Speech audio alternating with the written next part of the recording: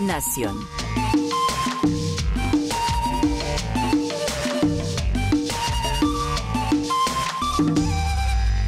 Establecemos contacto a esta hora en Colombia hoy en el informativo con Alejandra Barrios Cabrera. Ella es la directora de la Misión de Observación Electoral, conocida como la MOE. Doctora Alejandra Barrios, muy buenos días, bienvenida a Colombia Hoy Radio. Muy buenos días y muy buenos días a todos los oyentes. Doctora Alejandra, vienen ya las elecciones de octubre, siempre las elecciones generales, y un proceso electoral en Colombia cuenta con el apoyo también de la Misión de Observación Electoral, la MOE. ¿Qué ha visto la MOE en este proceso electoral que viene ya en semanas? Pues mira, sí, efectivamente ya estamos a mediados finales de agosto, es decir, a 2 meses de las elecciones locales que se van a llevar a cabo el próximo 29 de octubre. 3 temas de manera particular, esos que estamos haciendo el seguimiento en este momento. El primero de ellos, todo lo relacionado con anomalías, irregularidades y delitos electorales, y por eso la invitación a la ciudadanía a que informen pilas con el voto sobre cualquier anomalía o irregularidad electoral. Dentro de esas, pues obviamente la oferta de bienes y servicios a cambio del voto, o la oferta de becas o de posibles trabajos con el Estado como servidores públicos, si se vota por determinada persona. Ya nos empezaron a hacer llegar listas, por ejemplo, que se le piden a funcionarios públicos o contratistas que tienen que llenar con familiares, con amigos, para votar por determinados candidatos. Y pues obviamente en www.pilasconelvoto.com o en el WhatsApp 315-266-1969 nos pueden informar sobre cualquier anomalía o irregularidad. En segundo lugar, una de las mayores preocupaciones que tenemos es la necesidad de poder trabajar de manera conjunta entre todas las instituciones con un objetivo común, que es un proceso electoral realizado con las mejores garantías, en las mejores condiciones, con un trabajo que sea entre las diferentes instituciones. Nosotros estamos viendo con muchísima preocupación que pareciera no se ha logrado una articulación o la articulación deseada para sacar un proceso electoral, que es el tercer tema de preocupación, en un contexto de incremento de la violencia, de profundización de la violencia en algunas regiones, que son las regiones que usualmente han estado afectadas por este tipo de acciones. Doctora Alejandra, nos gustaría que nuevamente recordara esa línea de WhatsApp y la página, precisamente para que aquellas personas que nos están escuchando puedan tener a la mano esta información y poder hacer las respectivas denuncias. Mira, efectivamente, la página es pilasconelvoto.com. Ahí los invitamos a entrar. La información puede ser entregada de manera anónima, no tienen que entregar su nombre, pero lo que sí les agradecemos a los ciudadanos y las ciudadanas es que nos pongan la información con la cual podamos verificar la presunta anomalía o irregularidad electoral, y un WhatsApp en el que estamos listos a contestar, a aclarar, a recibir la información que nos entreguen sobre cualquier anomalía o irregularidad electoral, que es 315-266-1969. Listo, pilasconelvoto.com y el 315-266-1969. Hace unos días se hizo el lanzamiento de la campaña No Vote, el voto por el bien común, y allí usted hace un llamado a la falta de información, que no se están entregando los gastos de las campañas por parte de los candidatos electorales. ¿Cómo está la situación hasta la fecha? Pues se acuerdan de la primera preocupación de las 3 que señalé. Precisamente uno de los impactos que se tiene cuando estamos hablando de anomalías, irregularidades y delitos electorales, de la falta de acceso a información, es que los recursos se pueden utilizar en las campañas, los recursos que se utilicen en las campañas puedan ser de origen ilegal o de origen ilícito.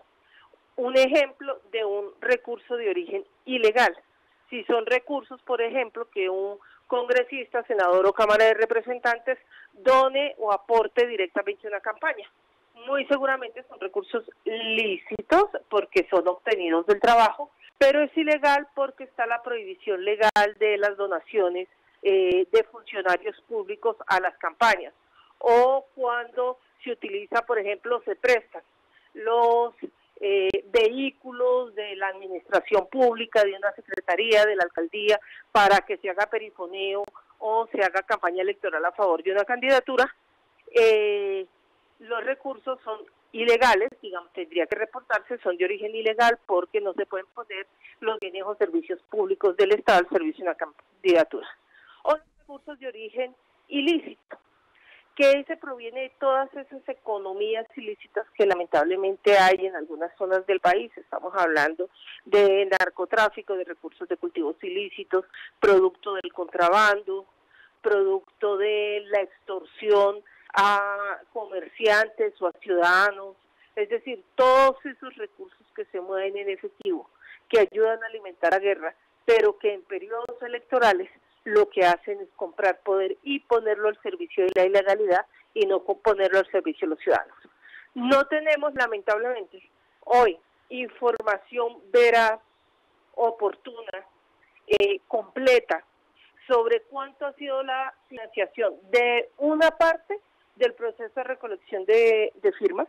Esa información no aparece, por lo menos hasta la semana pasada, hasta el viernes de la semana pasada que hicimos la última verificación, no se va a encontrar la información de monto, origen, destino de esos recursos de recolección de firmas, los cuales ya deberían estar. Y en segundo lugar, al viernes de la semana pasada, ya llevando 2 semanas después de haber iniciado la campaña electoral, estamos a ciegas frente a cuál ha sido los gastos que hasta ahora han hecho algunos de los candidatos y candidatas, de los 128.000 candidatos y candidatas que hay en todo el país. No tener esa información significa que estamos entrando en un proceso electoral a ciegas, sabiendo que uno de nuestros mayores problemas es el tema del control y vigilancia de los recursos que se utilizan para hacer campaña electoral.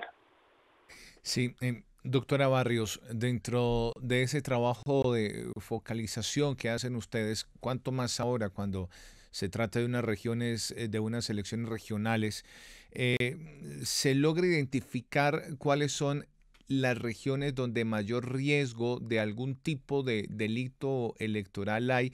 Y si usted me lo permite, le sumo a eso algo más. En los comparativos que ustedes hacen entre elección y elección, por decir algo, entre estas elecciones regionales y las anteriores regionales de hace 4 años, hay regiones que se repiten como las que más riesgo de algún delito electoral hay. Sí, en términos de violencia, nosotros tenemos unos corredores donde de manera persistente los niveles de violencia están presentes. Lo que pasa es que estos aumentan o disminuyen de acuerdo al contexto. Estos corredores es la herradura que va desde La Guajira hasta Arauca, cuando la MOE empezó a hacer observación electoral. El nivel de riesgo en la mayoría de los municipios de esta herradura era a nivel de riesgo extremo.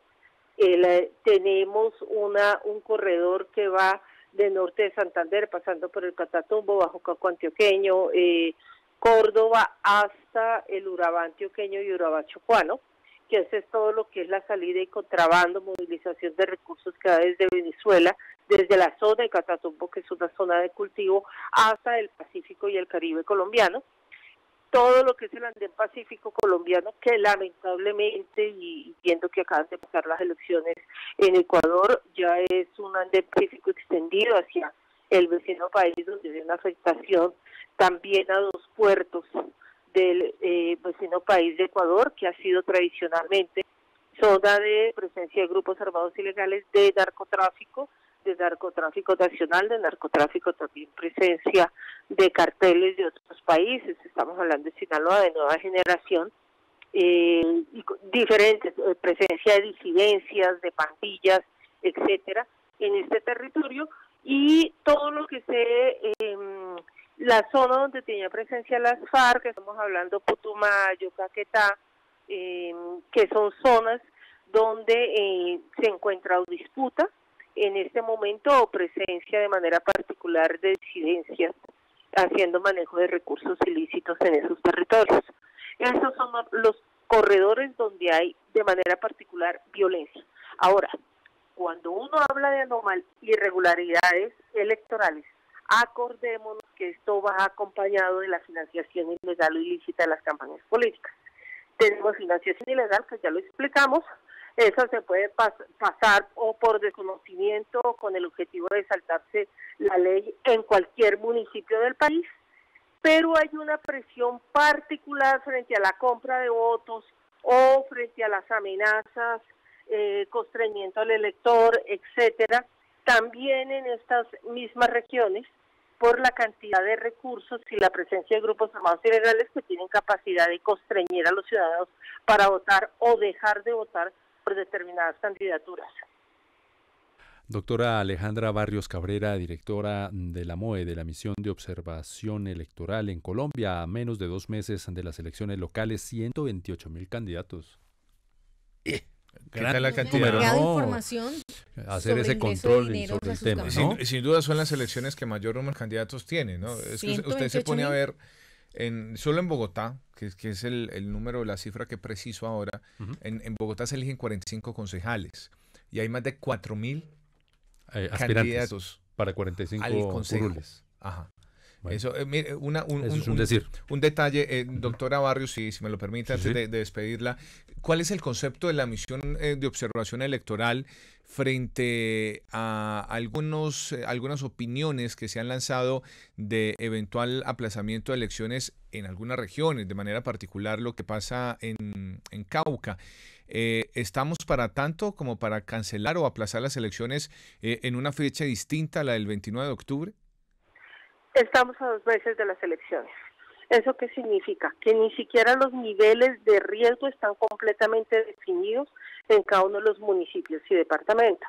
Entonces lo que hay que trabajar es con muchísima calma, muchísima objetividad y sobre todo hacer un trabajo conjunto entre las diferentes instituciones para poder adoptar las medidas necesarias para hacer un proceso electoral en estos territorios con el mayor nivel de garantías posibles. Entonces, 1, es un anuncio absolutamente apresurado. 2, es un anuncio que metodológicamente, que técnicamente lo que genera sobre todo es una afectación al proceso electoral, más que un proceso, digamos, de generación de confianza, de actuación conjunta para hacer frente a los problemas que hay en este momento. Y tercero, esa es precisamente la segunda preocupación que les habíamos señalado. Una de las experiencias que tiene este país, que ha hecho elecciones en contextos de conflicto, y esa es una de las razones por la que nació la misión de observación electoral, es que llega un momento donde todas las instituciones hacen clic y entienden que de acuerdo a sus competencias y guardando su independencia tienen un objetivo común, y el objetivo común es lograr un proceso electoral con mayores garantías de manera coordinada, empujando y mirando todos hacia el mismo objetivo.